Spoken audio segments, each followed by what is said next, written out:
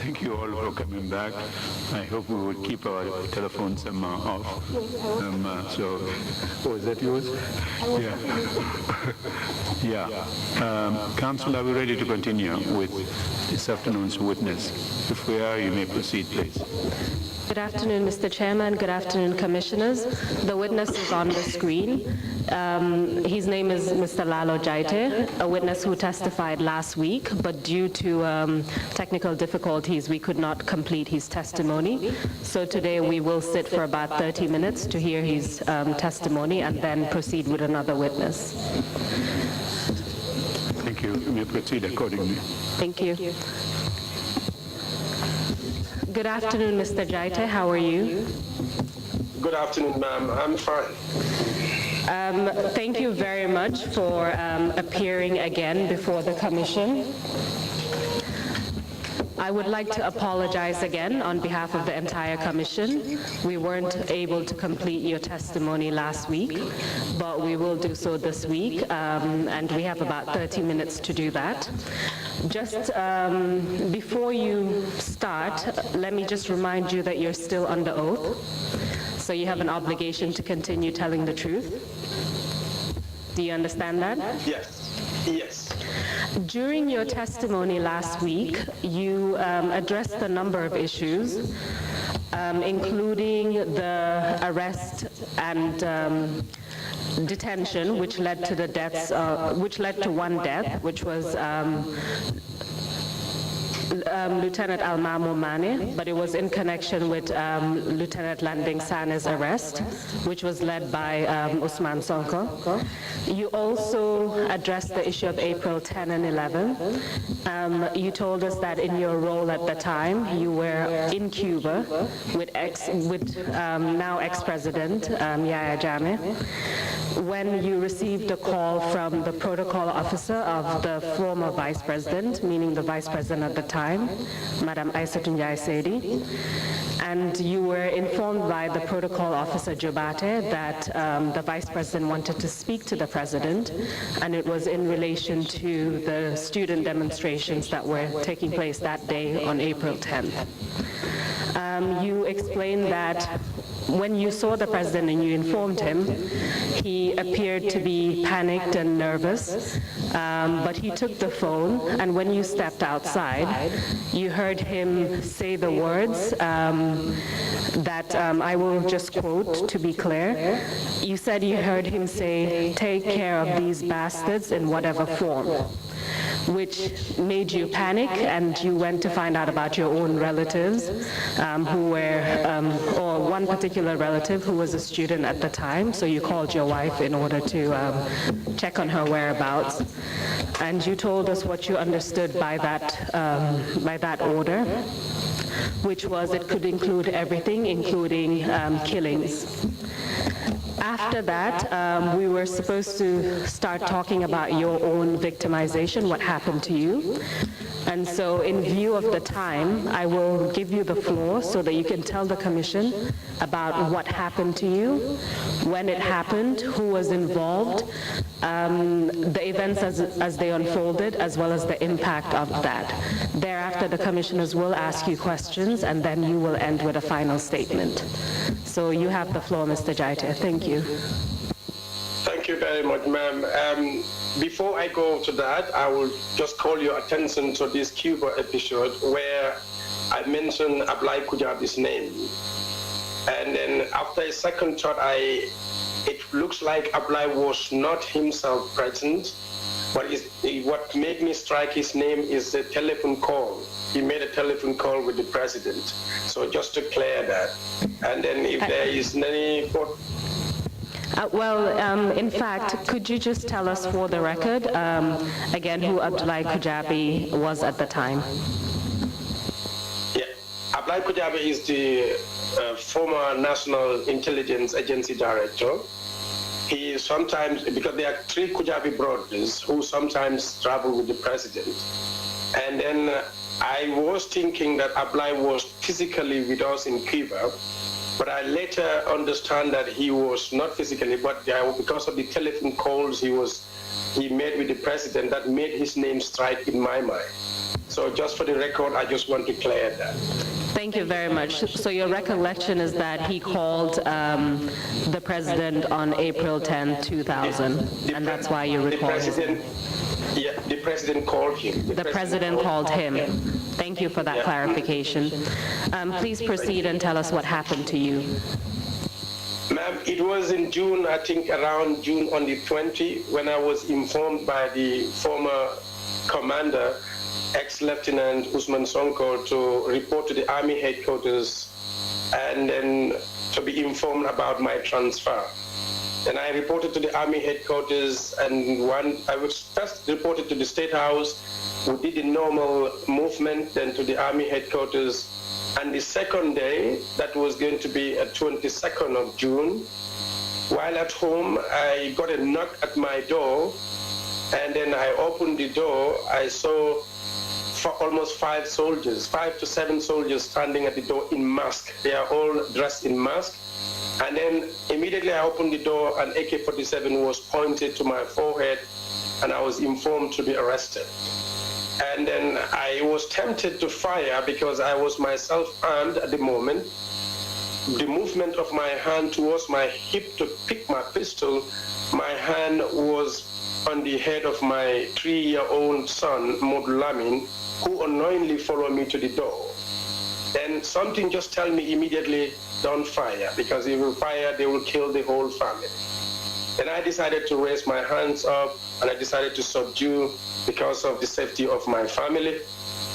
From nowhere, I saw my wife just jumped on one of the soldiers called Aliou Bojang, because even with the mask, I could recognize Aliou Bojang's physique. So my wife jumped on him, scolded him so fearlessly and says, "No, my husband is not going anywhere." And I told my wife, "Please take it easy, take care of yourself, take care of the family while I'm away." Ma'am, I think at this point, I will, before I go forward, I will just thank my wife, Bintu Keita, alias Bintu LALO JAITEH. She fought very hard. She fought with the police, she fought with the military, the soldiers. She visited every corner for 5 good months to see to it that I and my friend Omar M. Dabo, people can set their eyes on us and our case to be treated with the respect it deserves. And they succeeded with the wife of Omar M. Dabo, Ajifatu Jani, to make so after 5 months we were able to be seen by people, our families. And then there is not only them, you have my wife Ajifatu, Madam Yabo, Hadi Yabo, the wife of Marena, and then Mamudu Barrow, they all tried. But what strikes me most is for the next 12 months, my wife and Aji were every day visiting us at Mile 2 Central Prison for two times a day.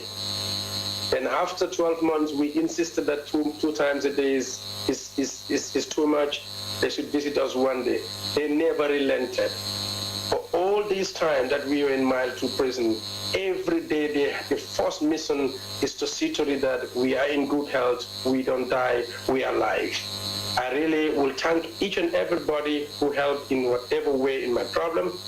But these ladies, I must say, they are the heroes.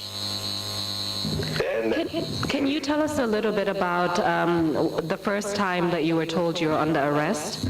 You mentioned recognizing one person, Aliou Bojang. Did they tell you the reason for your arrest at the time? Actually not. There was no time for that. The AK-47 was in front of me, and I was in a situation where they didn't tell me, they just tell me you are under arrest. And then I moved with them to the car where I recognized other people like Sergeant.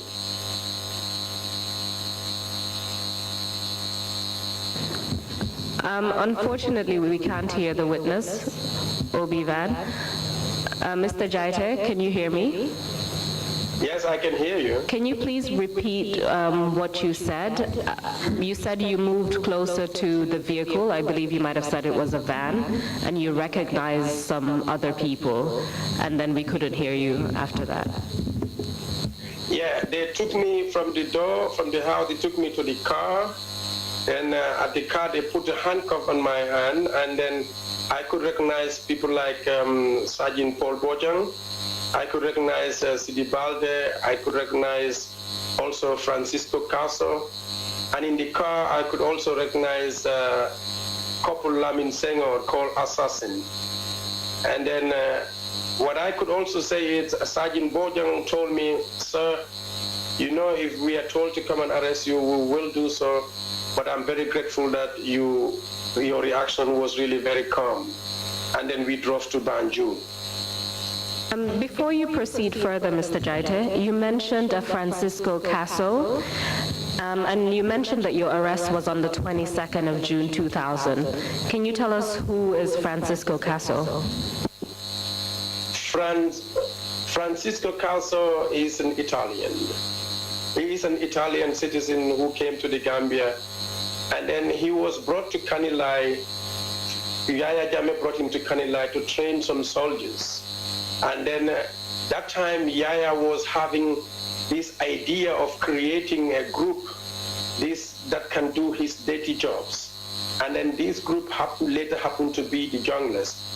The group Francisco trained at that moment, because when I was having this problem, Francisco already trained a group in Kanilai.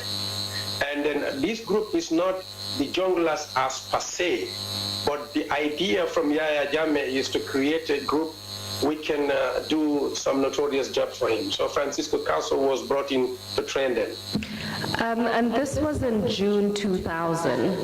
So the information we have is that the training of the junglers came much later on, 2003, 2004. But what you're saying is that as of June 2000, the former President Yahya Jammeh already had the idea to train a group that would then be his own, basically his own group.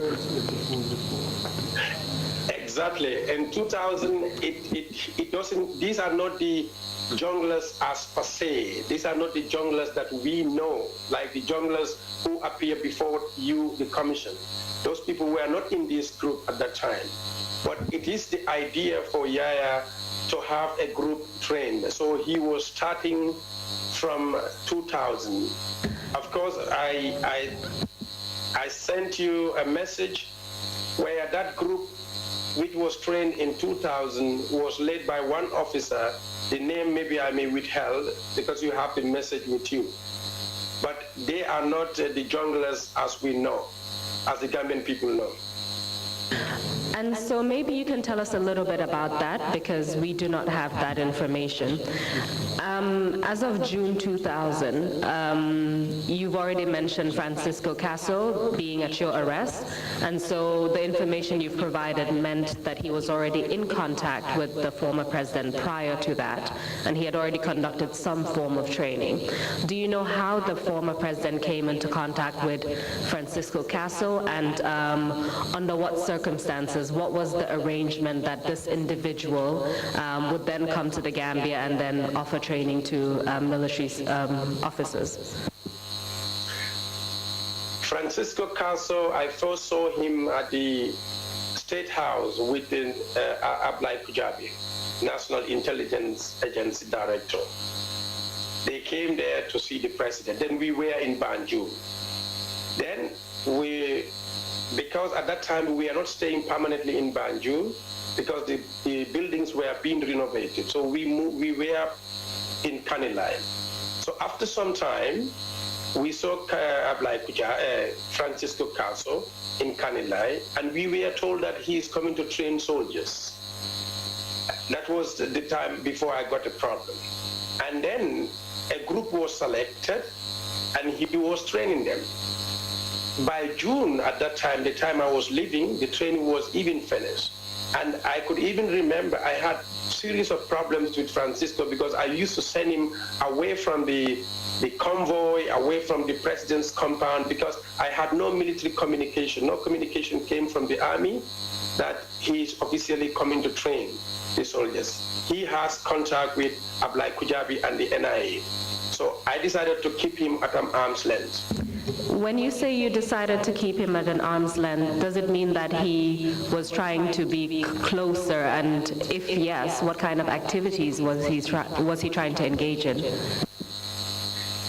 Yeah, he was trying to be closer to the president. He was trying to know everything about the president. Even the president's houses in the Dobong, the other village, he was trying to know our land. He was visiting and knowing all those things. But to me, what was important is that as long as the army doesn't send any official message concerning him, I don't want to do anything with him operationally concerning the president. So I can even remember I do tell soldiers to stop him not to enter the inner compound of the president. And when the convoy is moving, if sometimes he tried to be part of it, I always stop him from being.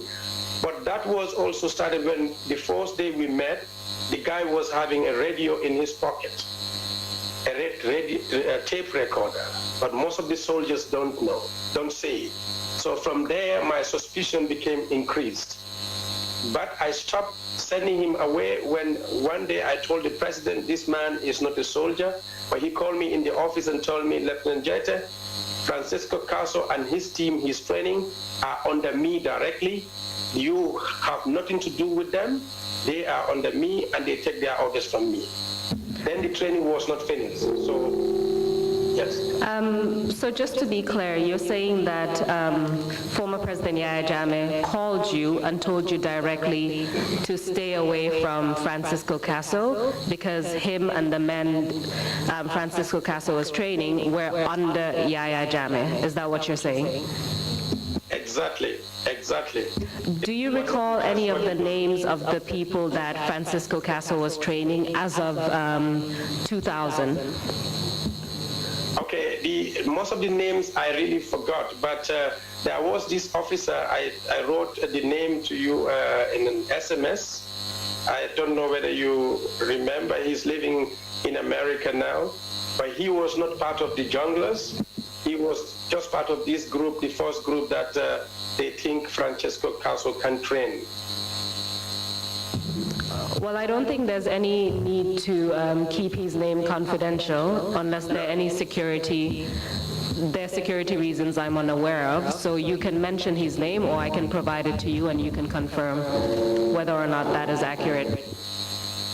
Yes, the officer in that team was Lieutenant Wali Nyang. He was the officer at the head of the group that Francisco Force Group was training. But as I said, the Force Group that Francisco trained was actually not this jungular thing as we know, because at that time this jungular killing and all those things did not start. So it was pretty much the idea of it at the time. Yes. Thank you for that. So perhaps we'll move on. We'll move on and continue with your arrest. You told us that you were arrested at your home. This was the 22nd of June 2000. And then you were taken to detention. Can you tell us exactly where you were taken and what the conditions were? I was taken to the NIA headquarters. And then I was dumped in a cell, in a very dark cell, and they closed the door. And then this cell was really, there was no light, there was no window. It was really smelling from urine and feces. And there are pots around where I could see urine in pots. I mean, that means people there, when people come there, when they're about to eat themselves, they just do the urine in that pot, and those things were really stinky. There was no bed, no mattress, no blanket. I just saw some curtains, some small piece of curtains. I just put them together and just was lying on that, even though I was not sleeping. Then the following day... No, please proceed. The following day, then they opened the door and they took me, I don't know whether down or up, but I saw myself in a hall where I met people, gentlemen waiting for me, and they were to interrogate me. And then they interrogated me. First they asked me why I am here. I said, I don't know. But I was thinking that because there were some small, the president was angry about me on that days before I left Kanilai concerning about some things that he bought, and I decided to change those things because of the prices. Because to me, he was buying it for a house and the office where I am going to be, like an air conditioned and office, and the supplier was going to bring the materials which are very expensive. And I told the supplier, look, I don't need those type of expensive air conditioning. So I made the supplier to change the office material and the air conditioning, and the president was really very angry about that. So I told the NIA, I think this is the problem I can remember I have with the president.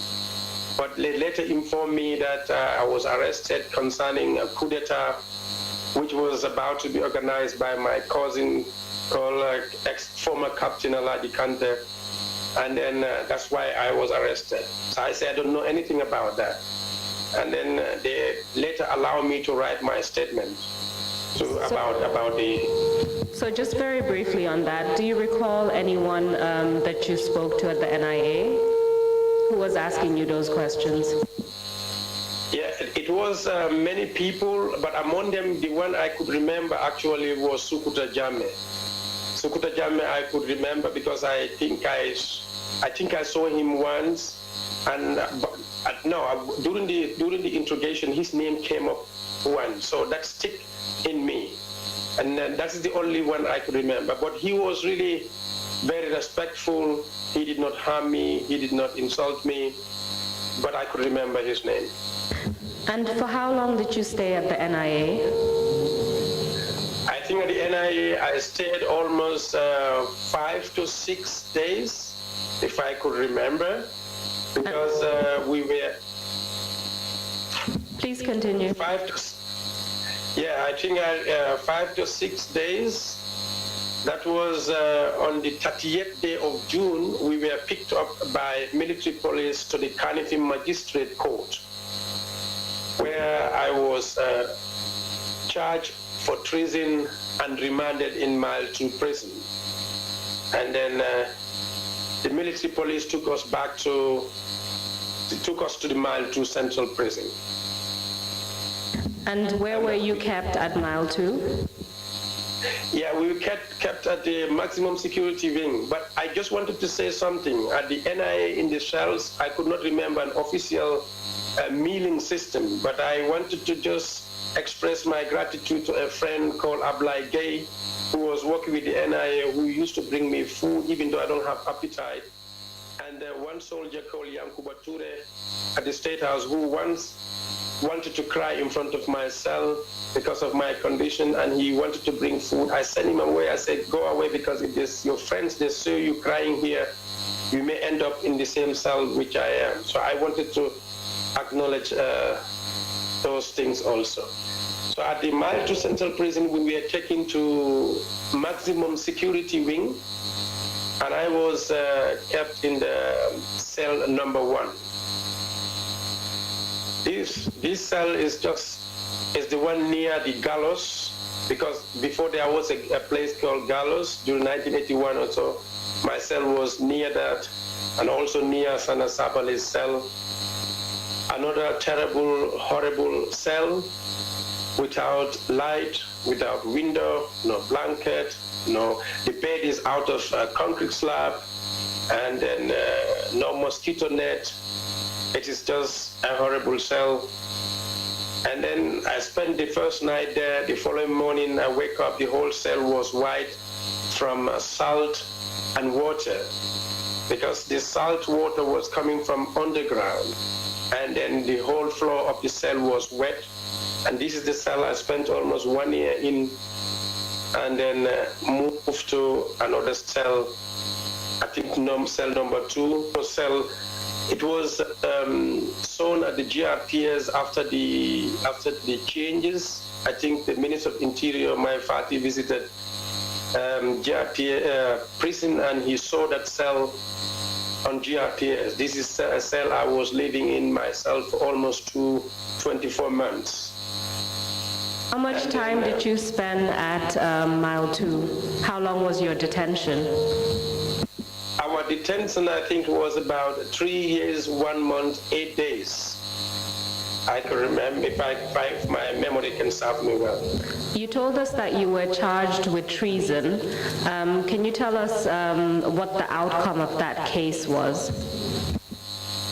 Yes, we were charged with treason, and I was not alone. Omar M. Dabo, ex-lieutenant, Momodou Dumo Saho, Mr. Momodou Marina, Mr. Ibrahima Yabo, Mr. Ibrahima Barrow, and one Mr. Ablai Sanya was also arrested, where the state wanted to use him as a state witness, and he decided to leave the country, but he was not with us. He was at the NIA, so he decided to elude them and left the country. And then, as I said, former Captain Alaji Kante was also accused, but he was able to elude the authorities when they went to arrest him, and then he left the country.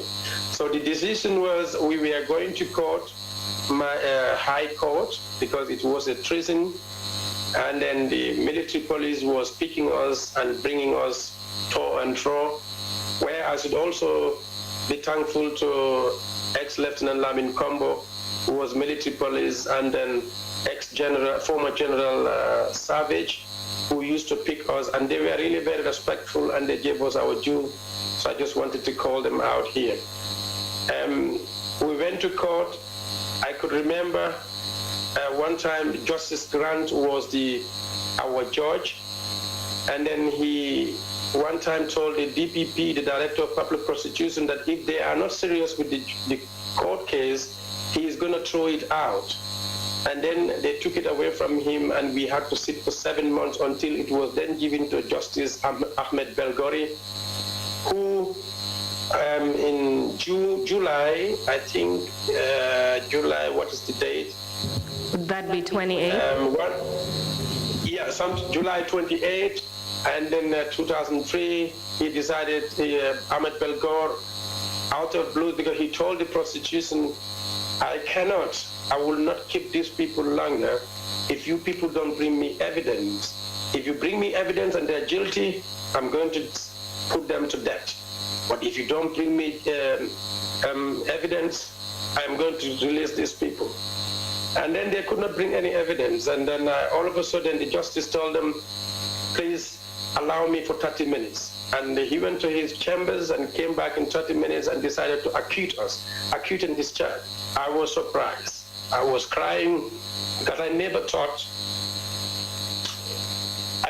that somebody would be brave enough, like Justice Grant, may his soul rest in peace, and Justice Ahmed Belgor, to be true to their professional principles of fairness. This really surprised me, but I'm very grateful for their service. And so, in fact, after being in detention for over 3 years, you were acquitted and discharged. Can you tell us what impact this had on you, had on your family? You talked a little bit about your wife earlier. What impact did it have on your family? It was a tough situation. And then until now, I cannot even imagine how my wife, young as she was, unexperienced as she was, because we married at a young stage, how she was able to cope. But she promised me after 5 months during the incommunicado that I will do everything possible to stand behind you. It was tough. She made me to be strong with all those horrible conditions in mind too. Because of her, I'm strong. And my family members also. My parents, my extended family members, my good friends. I used to tell my wife, definitely, I did not do what I'm supposed to do for some of the friends and the family members until now. But I have them in my mind, and I'm happy of what they have done to me. It was a real tough thing for my wife and the family, but thank God she was able to take care of my family. Yeah. And in fact, after you were released, how soon after did you leave the country? Because, of course, you told us in your previous testimony, well, your testimony last week, that you're in Switzerland. So just briefly tell us about that, and then I will conclude. Yeah, we were released on the 28th, 2000 of July. We were expected to go home, but we came back to Mile 2, and we realized that we have to spend a night in Mile 2 after being acquitted and discharged. Just simply because of one wicked senior prison officer. He was a deputy officer. His name is Yaya Jaju. He never wanted to see us go home. We spent the night there, and the following day he took us to Army headquarters, thinking that the Army will take us for court-martials. When we arrived at Babukar Jatta's office, the then Chief of Staff, Babukar asked him, why are you bringing these people here? He point blank told Babukar, I thought you are going to bring them to court-martial, because the court, then Babukar Jatta told him, look, the court released these people, go back home, go back to the prison, release them, let them take their properties back and go to their families. We have nothing to do with their case. I thank Babukar Jatta for that bold decision also.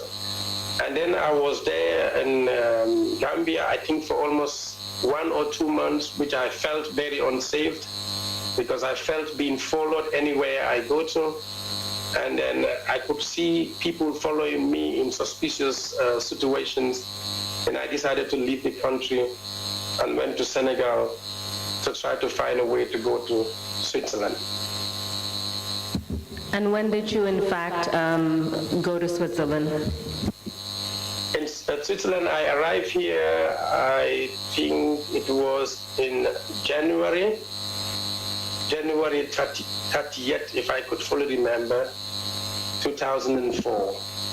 I arrived here January 2004. And another question for you. At the time that you were arrested, you were serving in the military. After you had spent over 3 years in detention, and then you were acquitted and discharged in relation to treason charges, were you reinstated back in the military? What happened to your career?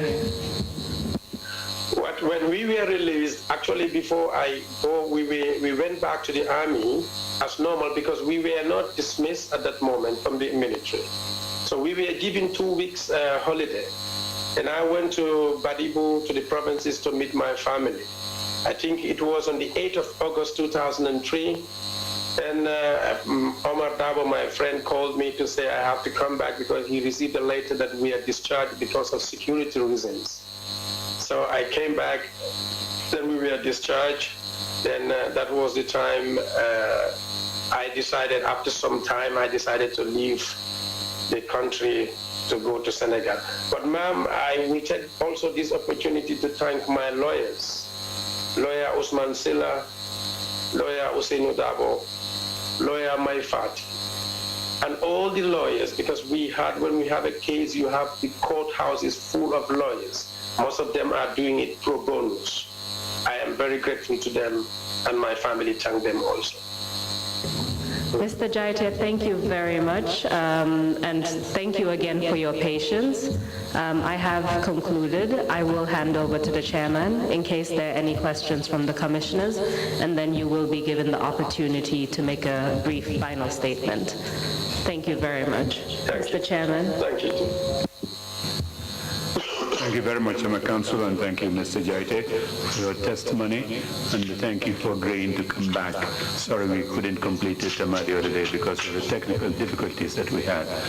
Commissioners, if you have any questions, please indicate. Otherwise, we'll ask Mr. JAITEH if he has any closing remarks to make, to do so now. Mr. JAITEH, you may proceed. Thank you, Mr. Chairman. I hope I have a short one. Of course, I will do, because what I'm going to say is all based on fairness. When we have a society, we will always progress. Mr. Chairman, wherever there is the word called change, improvement, reconciliation, it means there is something undesirable on hand, or it has happened. And it means the people also deserve more than what they are having. And if the people want to have what they deserve, I think they should be determined for a change. And I always believe the determination to change should be informed by the history, what happened to the people and the society. This determination should also be strengthened with our commitment for the golden rule of fairness. That is, what is not good for me should not be good for another person.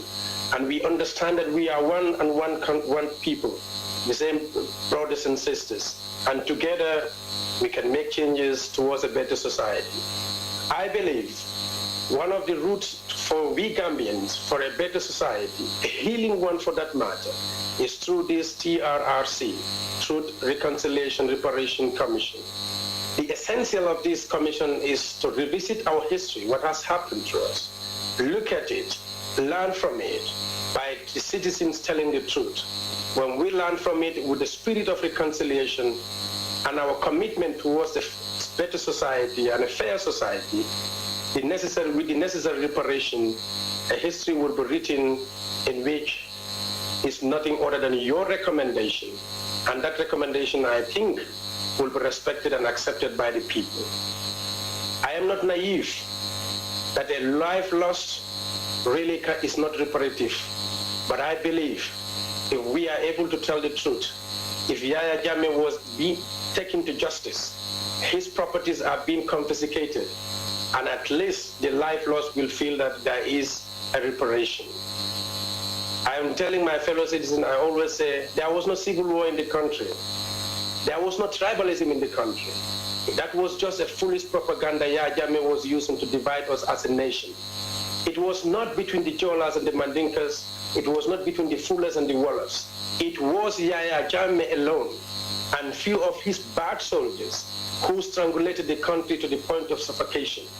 If Yahya Jammeh is brought to justice, his properties, as I said, are confiscated, and the victims' families are put into consideration, and their reparation, proper reparation is done, I believe the country could heal.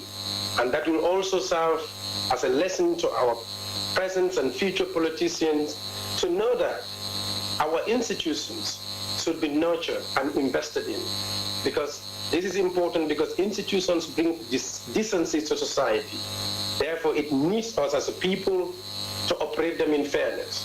For if our institutions are operated in fairness, the rule of law will be respected, people's rights will be respected, the rights of association, people's right to speak, freedom of speech will all be respected, and then that is a recipe for a country to be developed. Mr. Chairman, I also have a fear. I hope not. I am confident that you people are going to create a recommendation, as I say, that will be respected and will be accepted. But I only hope the government will not come out with a white paper, just like what has happened to the JAITEH Commission, the Financial Junglers Commission, where they're going to create a selective justice.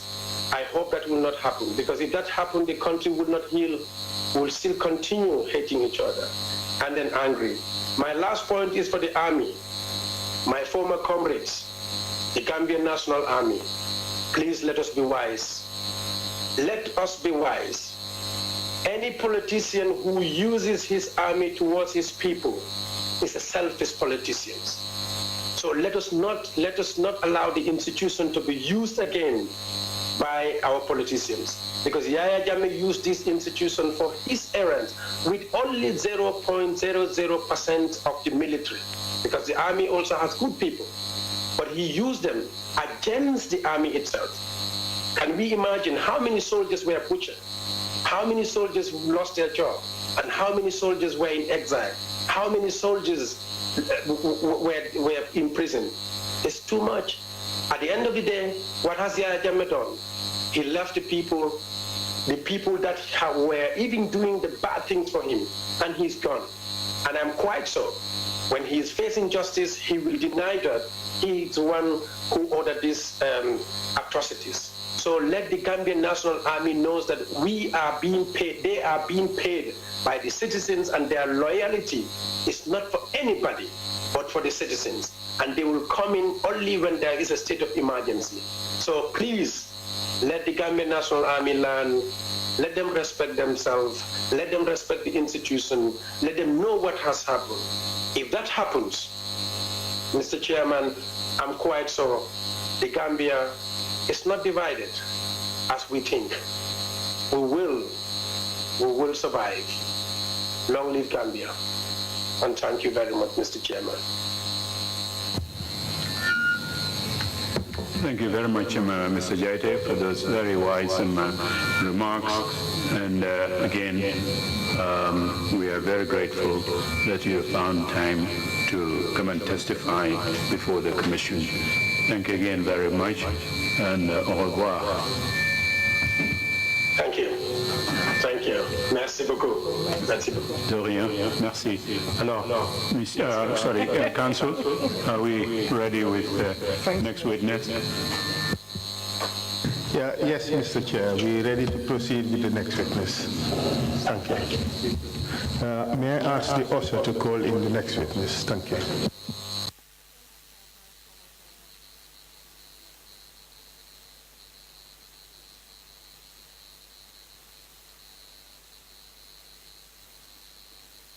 Mr. Chair, may I just ask that... the videos be removed? Yes, the TVs, if you could just put them down, and yes, just push this, the other one, and the one on top of the table, put